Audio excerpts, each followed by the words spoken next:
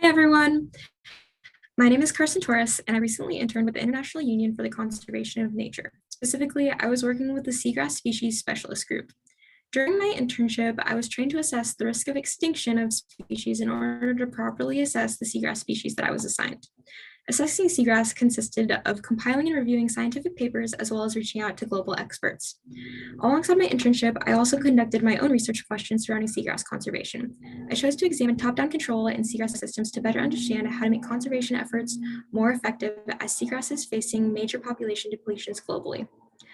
I reviewed pathways with top-down control, focusing on predators that mainly were sea otters and sea turtles. Looking across the trophic cascades, it's clear that top predator population fluxes have both positive and negative impacts on seagrass meadow conservation and restoration.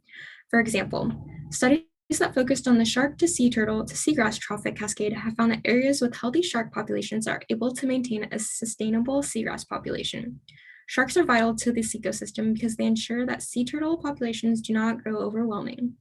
The issue with too heavy of a sea turtle population is that sea turtles have two feeding methods: crop feeding, which is when they graze on the top of seagrass, or digging, which is when they dig up the rhizomes of seagrass. Digging up the rhizomes causes issues for seagrass restoration and conservation because it makes it very difficult for seagrass regrowth to occur. Thus, when shark populations are too low, there's an influx of sea turtle grazing on the seagrass, which depletes the meadows further. You can see similarities across each of the trophic cascades with top predator populations influencing seagrass population levels.